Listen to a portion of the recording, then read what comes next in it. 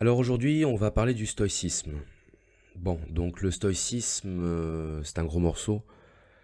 Ça correspond à la période de l'Antiquité. On est au IIIe siècle avant Jésus-Christ. Donc c'est un mouvement philosophique qui vient après Socrate, Platon, Aristote. Et c'est un mouvement qui a perduré à travers les siècles, qui a subi pas mal d'évolutions, voire de déformations. Alors c'est toujours difficile d'aborder un grand courant philosophique comme celui-là, parce que la question c'est de savoir mais par quel bout le prendre. Et le problème se pose d'autant plus que le stoïcisme correspond à ce qu'on pourrait appeler une philosophie totale. Philosophie totale, c'est-à-dire que ce n'est pas seulement euh, un système de pensée, un système de compréhension du monde, c'est à la fois une philosophie théorique et une philosophie pratique. C'est une philosophie qui est tournée à la fois vers la compréhension, mais aussi vers l'action dans le monde et qui est donc destinée à l'individu. Alors on va partir de quelques citations, je donnerai des citations de mémoire hein, parce que je n'ai pas préparé là cette vidéo. Je préfère improviser, donner des pistes et puis ensuite chacun prend ce qu'il a envie de prendre et poursuit ses recherches. Alors je vais partir d'une première citation à laquelle on fait souvent référence pour résumer le stoïcisme, qui est de dire il y a ce qui dépend de nous, il y a ce qui ne dépend pas de nous.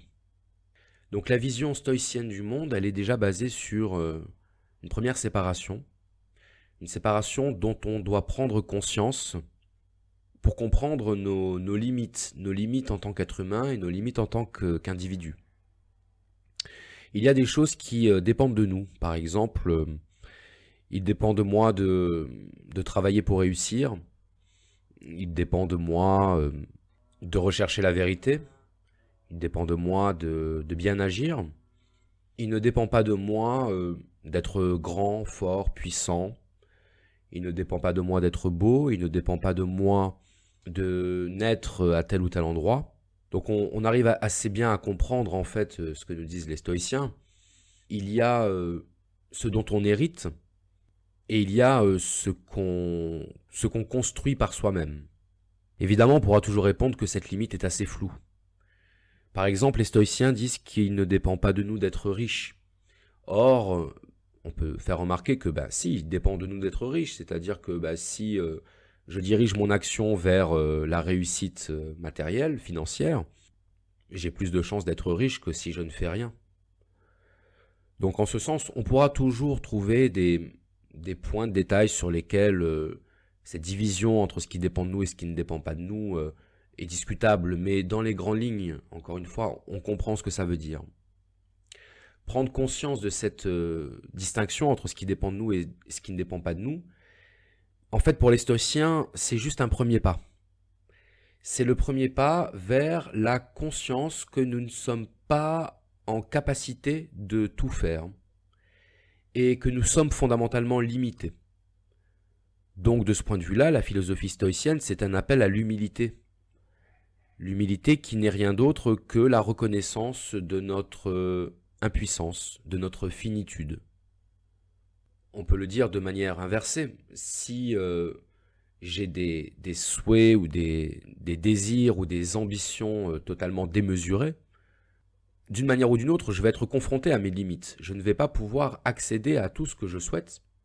Et lorsque je rencontrerai des obstacles à mes désirs, le problème c'est que je risque d'être malheureux. Pour le dire de manière synthétique, si je désire des choses impossibles, je vais souffrir. Je vais souffrir parce que je vais m'en rendre compte que, par définition, ce qui est impossible ne m'est pas accessible. Alors ça a l'air totalement évident et banal de dire ça, on peut se dire mais c'est vraiment ça de la philosophie, dire que ce qui est impossible en quelque sorte, c'est une tautologie.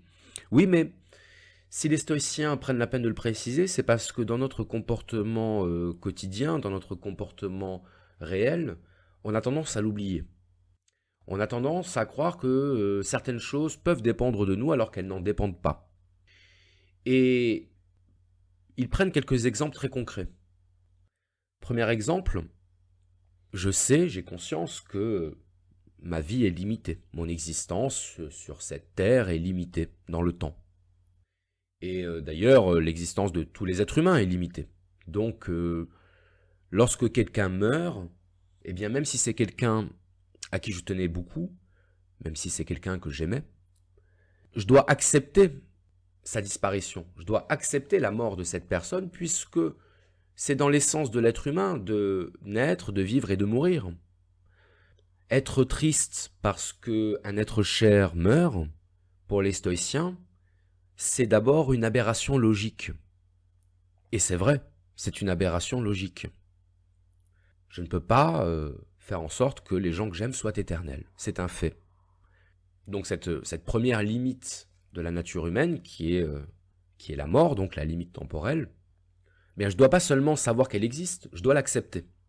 Et c'est là qu'on voit que chez les stoïciens, comprendre quelque chose, avoir conscience de quelque chose, c'est pas simplement savoir que ça existe. C'est l'accepter au plus profond de son être et même au plus profond de sa chair.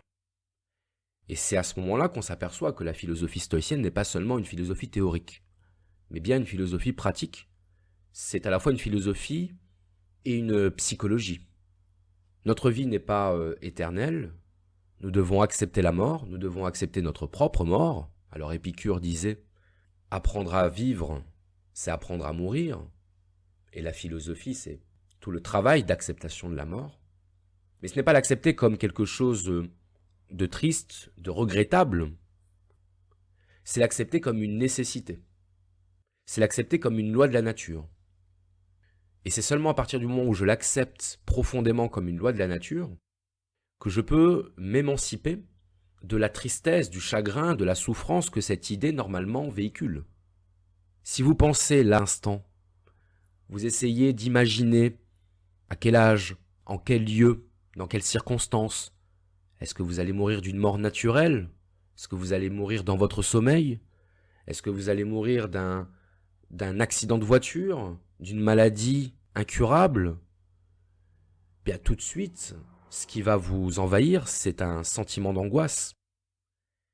Et ce sentiment d'angoisse, pour les stoïciens, il est la preuve que, d'une certaine manière, vous n'avez pas accepté l'idée de la mort.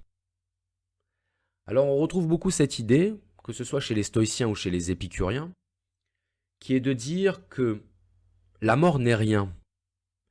La mort n'est rien, pourquoi? Parce que lorsque l'on vit, eh bien la mort n'est pas là. Et lorsqu'on meurt, eh bien on n'est plus là pour souffrir. Donc finalement, on ne rencontre jamais la mort. La mort nous emporte, mais en un claquement de doigts qui fait qu'on n'a pas le temps de la voir. Donc l'angoisse de la mort, c'est l'angoisse d'une idée, et non pas l'angoisse d'une réalité. C'est l'angoisse d'une projection mentale. Et c'est là qu'on commence à s'approcher un petit peu plus du noyau de la philosophie stoïcienne, qui est le rôle de la projection imaginaire, qui fait que l'individu n'est jamais totalement dans sa réalité présente. On n'est jamais vraiment dans l'instant présent, si on peut dire. On est toujours dans l'anticipation du futur, ou dans la nostalgie du passé, mais au final, on n'est jamais réellement dans le présent. Le problème de ces projections, c'est qu'elles font naître en nous des émotions que les stoïciens appelaient des passions. Donc c'est l'ancien terme pour parler des émotions. Alors passion, ça, en grec, ça se dit pathos, pathos qui veut dire souffrance. Et la passion, c'est aussi ce face à quoi nous sommes passifs. C'est ce que nous subissons. La peur, le regret, la jalousie, l'envie, la colère, tout ça, ce sont des émotions, ce sont des passions. Mais ce sont des choses qui sont d'abord des créations de notre esprit, et c'est la preuve que nous n'acceptons pas l'existence telle qu'elle est. J'ai pris l'exemple de l'angoisse de la mort, mais on pourrait prendre un tas d'autres exemples.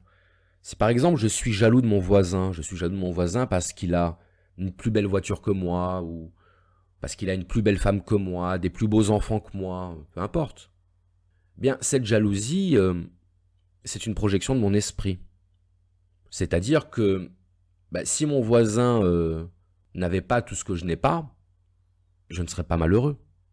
Donc c'est parce que mon voisin a ce que je n'ai pas que j'ai cette frustration qui se traduit par la jalousie. Mais dans ce cas-là, ce n'est pas mon voisin qui est responsable, c'est moi. C'est moi qui laisse cette pensée et les émotions qui découlent de cette pensée, c'est moi qui laisse ces émotions prendre le dessus. Prendre le dessus sur moi, prendre le dessus sur mon état affectif. Donc j'en suis responsable. Donc ça dépend de moi. Et là on en arrive à cette idée des stoïciens qui est que je ne dois pas être affecté par ce qui ne dépend pas de moi. D'accord? Donc premier constat, il y a ce qui dépend de moi, il y a ce qui n'en dépend pas. Deuxième constat, je ne dois pas être affecté par ce qui ne dépend pas de moi. Je disais tout à l'heure que la peur de la mort, pour les stoïciens, c'était une aberration logique.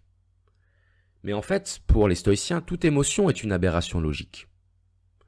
Pour une raison simple qui est qu'une émotion ne résout pas le problème qui en est la cause. Alors en réalité, pour les stoïciens, la cause de nos émotions, c'est nous-mêmes. Mais nous identifions spontanément la cause de nos émotions à quelque chose d'extérieur à nous. Si je suis en colère, ce n'est pas de ma faute, c'est parce qu'on m'a rendu en colère. C'est parce qu'on m'a mis en colère. Pour les stoïciens, ça, c'est de la foutaise. Si on est en colère, c'est parce qu'on n'arrive pas à maîtriser nos émotions. Et l'autre n'est qu'un prétexte pour justifier notre colère, c'est-à-dire pour justifier notre incapacité à maîtriser nos émotions. Nos émotions, nous en sommes responsables. Une preuve de ça, c'est qu'il y a des personnes qui arrivent très bien à gérer leurs émotions. Il y a des personnes qui arrivent à ne pas se laisser perturber ou affecter par des événements extérieurs, y compris des événements qui peuvent apparaître comme extrêmement graves et pénibles. Et d'ailleurs, on dit de ces personnes qu'elles savent rester stoïques. Stoïque, dans le langage courant, ça signifie impassible. Impassible, sans passion. C'est une forme d'indifférence, mais qui n'est pas une indifférence, disons, liée à une absence de conscience. Au contraire. C'est une indifférence maîtrisée, c'est une indifférence assumée, puisqu'elle correspond à la conscience qu'il y a certaines choses qui ne dépendent pas de nous. Et les stoïciens nous disent, pourquoi être affecté de ce qui ne dépend pas de toi? Ça ne résoudra pas le problème. La colère ne va pas faire disparaître les raisons de la colère. La jalousie ne va pas faire disparaître les raisons de la jalousie. Pour les stoïciens, les émotions, c'est un petit peu la chaleur que produit une énergie que nous n'arrivons pas à canaliser. Alors on a besoin d'extérioriser cette énergie par une émotion. Mais ça ne résout pas le problème. Si je me cogne le genou contre le coin de ma table basse, j'aurais beau insulter ma table basse ou lui taper dessus, ça ne va pas faire disparaître ma douleur. Quoique.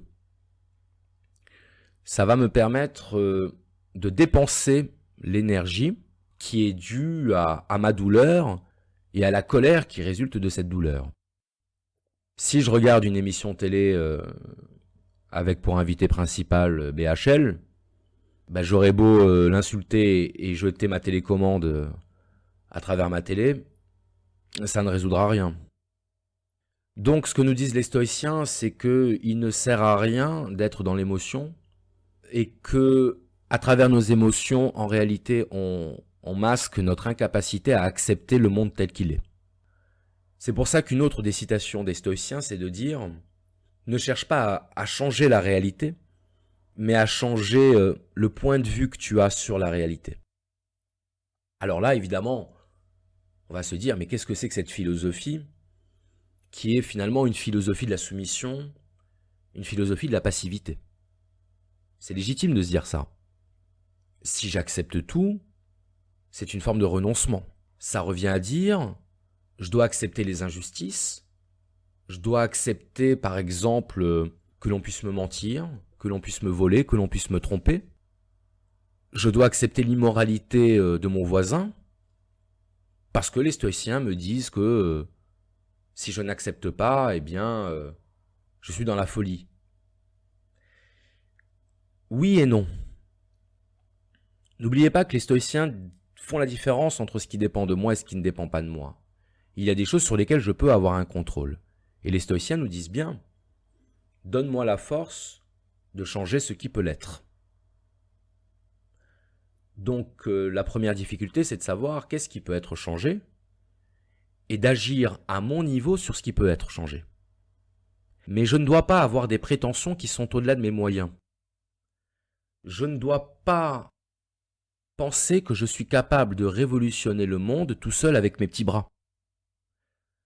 Je dois accepter que seul, les changements que je peux apporter, les transformations que je peux opérer sur le monde, eh bien, elles seront à l'image de mes capacités.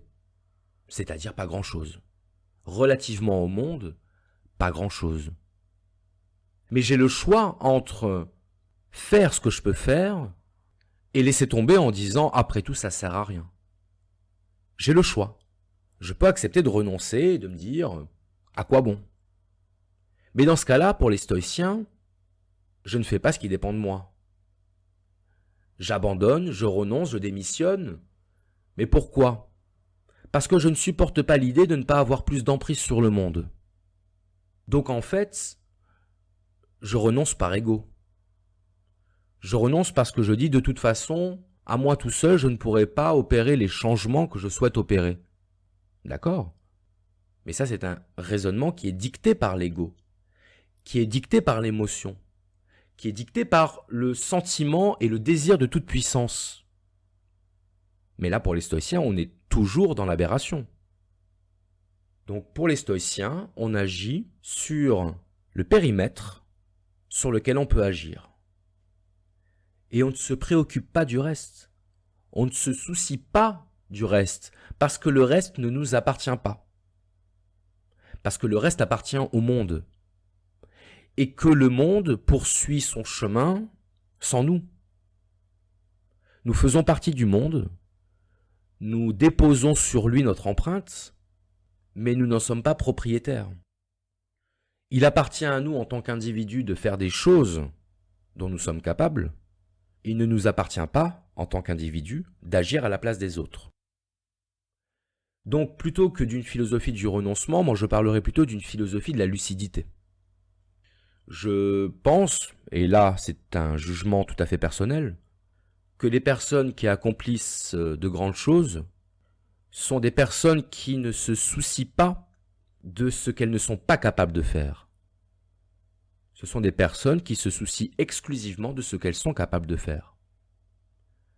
Avoir des rêves inatteignables, c'est le meilleur moyen de ne jamais en réaliser un seul. Désirer l'impossible, c'est le meilleur moyen de rester dans l'inaction, donc dans la passivité, et donc dans la frustration qui accompagne nécessairement cette passivité. La philosophie des stoïciens est une philosophie pratique parce que c'est une philosophie qui nous pousse à mettre nos actes en conformité avec nos pensées. On disait tout à l'heure, si j'évolue dans des émotions telles que la colère, la jalousie, le ressentiment, mes actions porteront la marque de ces émotions.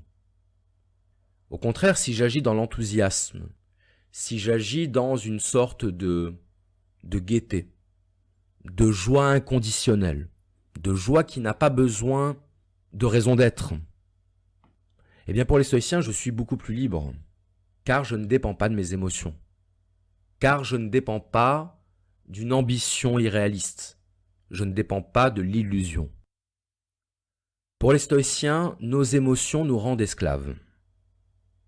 C'est très clair. Nos émotions nous empêchent de voir et de comprendre la réalité telle qu'elle est. C'est comme un filtre qu'on mettrait entre nous et la réalité, et qui du même coup déformerait cette réalité à nos yeux. Si je pars du principe que le monde a existé avant moi, et qu'il existera toujours après moi, eh bien d'un coup ça relativise ma capacité d'action et de transformation de ce monde. Mais ça ne veut pas dire que je ne suis capable de rien. Ça veut dire que j'ai conscience des limites dans lesquelles je peux agir.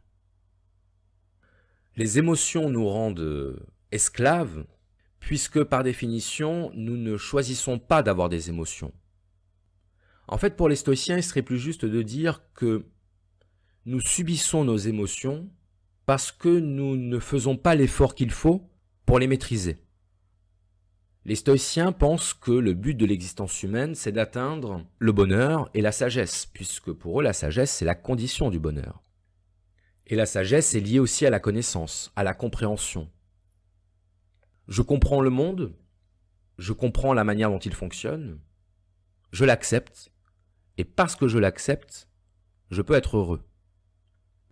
Il y a une phrase de Sartre, pour le coup, qui résume assez bien, en fait, le point de vue des stoïciens, qui est de dire « l'important n'est pas ce qu'on a fait de nous, mais ce qu'on fait de ce qu'on a fait de nous ».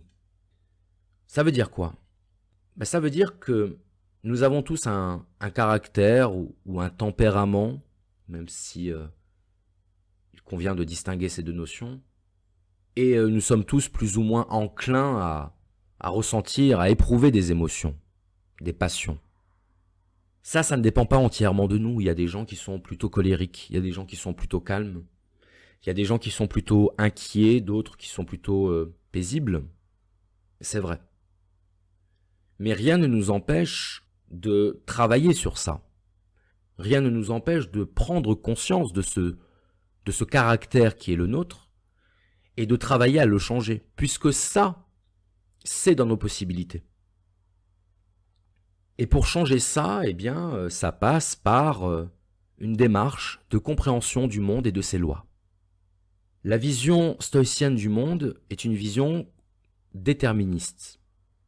Ça veut dire que pour les stoïciens, tout ce qui arrive dans l'univers arrive pour une certaine raison. Alors, pour une certaine raison, ça ne signifie pas qu'il y a des dieux qui tirent des ficelles et qui nous poussent à agir dans un sens plutôt que dans un autre. On pourrait le résumer comme ça, mais ce serait un peu trop simpliste. Et puis surtout, il y en a qui diraient « Ah, c'est encore une vision religieuse, ça m'intéresse pas. C'est pas pour moi. » Non, c'est pas aussi simple. Ça consiste à dire que quand quelque chose se produit, c'est qu'il y a des causes à cet événement. Aucun événement ne se produit sans cause. Donc, quand on dit que tout a une raison, en fait, on veut dire que tout a une cause. Mais le mot raison est intéressant, on verra pourquoi. Tout ce qui arrive à une cause ou un ensemble de causes, ce qui fait qu'on peut expliquer tout ce qui arrive. Expliquer ne signifie pas accepter automatiquement. Et expliquer ne signifie pas non plus justifier, au sens de légitimer, sur le plan normatif, sur le plan moral. Par exemple, si un homme commet un crime, on peut expliquer son crime par un diagnostic médical, psychologique, psychiatrique. On dira par exemple que c'est quelqu'un qui a subi lui-même des violences extrêmes, qui est devenu ce qu'on appelle un psychopathe, et qu'il est passé à l'acte. Bien. Mais ça ne justifie pas son geste au sens où ça ne l'excuse pas. Pour les stoïciens, cette distinction entre expliquer et excuser, elle n'a pas vraiment lieu d'être. Quand je dis qu'elle n'a pas lieu d'être, évidemment qu'elle a lieu d'être dans le cadre social. Mais elle n'a pas lieu d'être au sens où si une chose arrive, c'est que de toute façon, elle avait des raisons d'arriver. C'est que de toute façon, elle a des causes, puisque rien n'arrive sans cause. Tout ce qui arrive est un effet de cause qui le précède. Donc, si on était capable, du point de vue de notre connaissance, d'identifier toutes les causes de ce qui arrive, eh bien on s'apercevrait qu'en fait, tout est normal. Et je devrais dire, plutôt que tout est normal, c'est un terme qui prête toujours à polémique, tout est logique, tout est rationnel, tout est rationnel. La raison englobe tout ce qu'il est possible de comprendre. Et si quelque chose se produit, c'est que cette chose avait des causes, et ces causes sont compréhensibles. Je ne dis pas que nous sommes capables d'identifier toutes les causes de ce qui arrive, mais on est capable de savoir que ces causes existent. Je vais prendre l'exemple de la coïncidence, la fameuse coïncidence. Vous rencontrez quelqu'un, ça faisait un petit moment que vous ne l'aviez pas vu, et vous le rencontrez dans un contexte totalement improbable. C'est pas possible qu'on se rencontre ici, là, maintenant. Quelle coïncidence? La coïncidence, ou plutôt le sentiment de la coïncidence extraordinaire, c'est quelque chose qu'on a tous déjà vécu, mais qui, pour les stoïciens, correspond seulement à notre point de vue individuel. Et si on voulait être un peu méchant, on dirait qu'il correspond à notre point de vue d'ignorant. D'ignorant parce qu'en fait, nous sommes surpris de quelque chose quand nous n'en connaissons pas les causes. C'est ça en fait la surprise. On ignore les causes. Mais si on avait connu les causes de l'événement avant que cet événement se produise, on aurait été capable de l'anticiper, on aurait été capable de le prédire comme étant la conséquence logique, rationnelle, nécessaire de ces causes. Je vais prendre une image.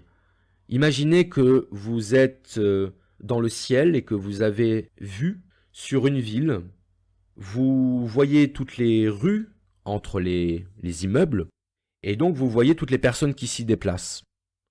Et donc vous êtes capable de voir à quel moment deux personnes vont se croiser à un angle de rue, parce que vous avez le point de vue omniscient, vous êtes au-dessus, et donc vous voyez la rencontre avant que la rencontre n'ait lieu.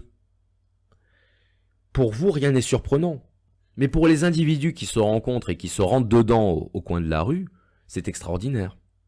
Donc on est dans une question de point de vue en fait. La surprise, l'étonnement, la coïncidence, le sentiment de coïncidence, c'est un sentiment qui est propre à l'individu. Mais si l'individu était capable de s'élever du point de vue rationnel, c'est-à-dire du point de vue objectif, du point de vue omniscient, eh bien en fait il ne serait pas surpris, il s'y attendrait. Pour les stoïciens, rien de ce qui arrive n'est étonnant. Parce qu'ils adoptent ce point de vue omniscient. Parce qu'ils savent que lorsque quelque chose se produit, c'est qu'il y avait des raisons que ça se produise. Et c'est ça le déterminisme. C'est le fait de se dire que tout ce qui arrive est l'effet nécessaire, c'est-à-dire fatal, de causes qui précèdent cet événement. Pour les stoïciens, l'univers est totalement rationnel. S'il est rationnel, il obéit aux lois de la logique, il est donc compréhensible dans sa totalité.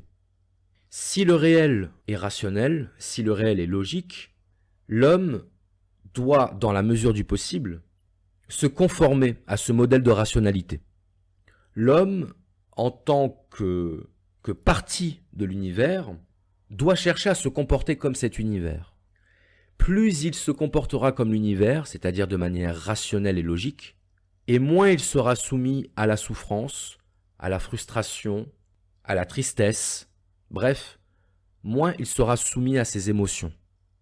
Plus il se rapprochera de ce modèle de rationalité, et plus il sera libre, plus il sera heureux.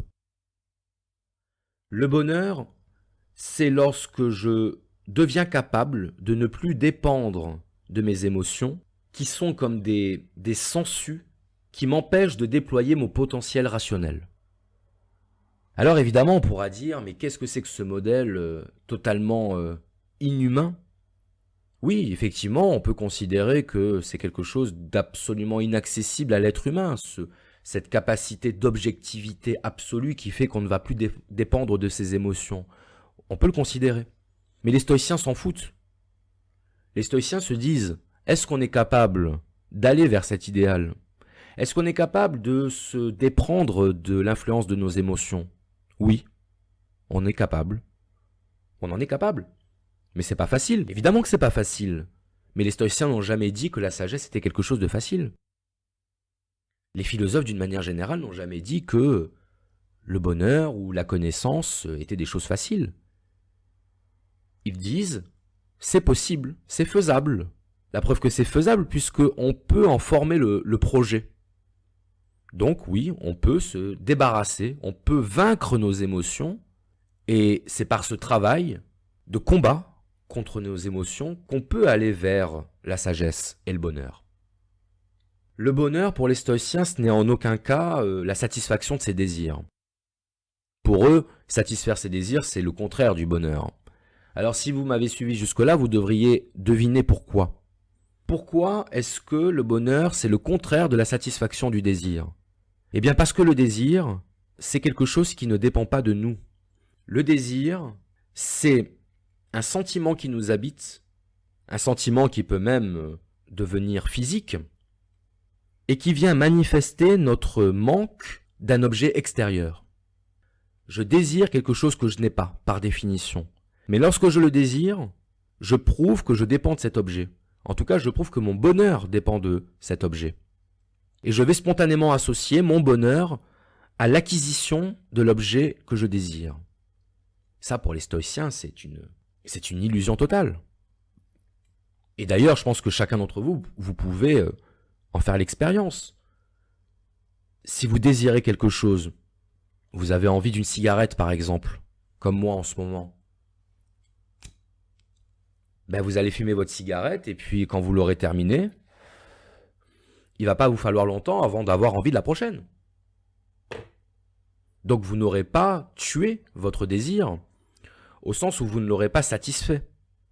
Donc la cigarette que je suis en train de fumer actuellement, elle ne me rend pas heureux. Elle comble un désir, elle comble un manque, mais qui ne manquera pas de ressurgir dans quelque temps. Donc le bonheur, c'est pas obtenir quelque chose qu'on désire. Le bonheur, c'est ne plus dépendre de ses désirs. Le bonheur, c'est ne plus désirer. Je désire quelque chose lorsque je suis en manque. Fatalement. Lorsque je ne suis plus en manque, lorsque je suis comblé, eh bien je ne désire plus. On peut être heureux dans la maladie, on peut être heureux dans la solitude, on peut même être heureux dans la souffrance physique.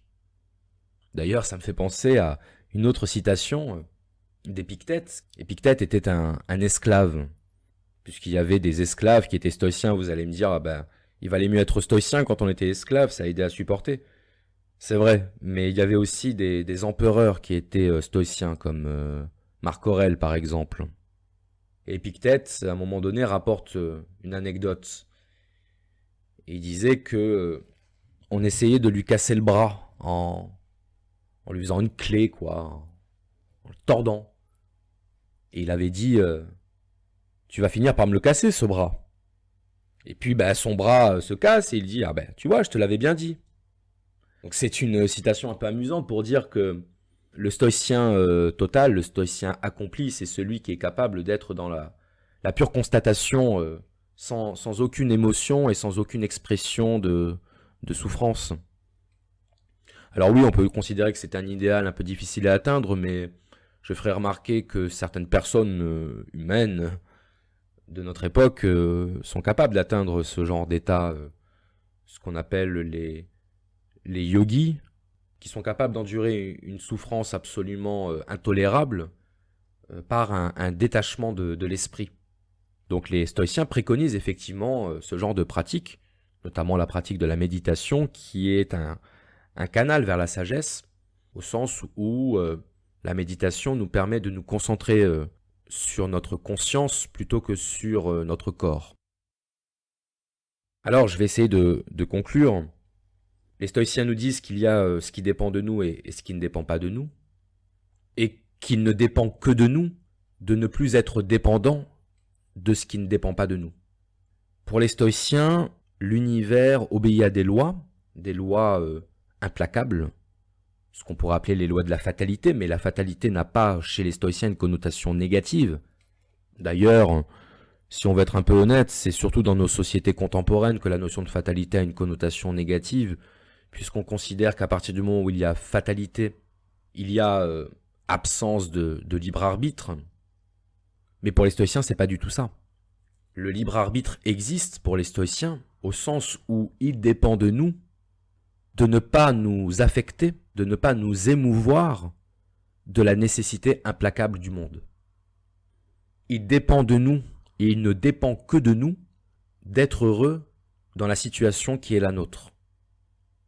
Ce qui n'implique pas que nous devons être passifs face à l'existence, face à ce qui arrive, ce qui implique seulement que nous devons faire preuve de discernement, de lucidité, sur ce qui peut être changé, sur les raisons de changer ce qui doit l'être, et sur les moyens à employer pour changer ce qui doit l'être.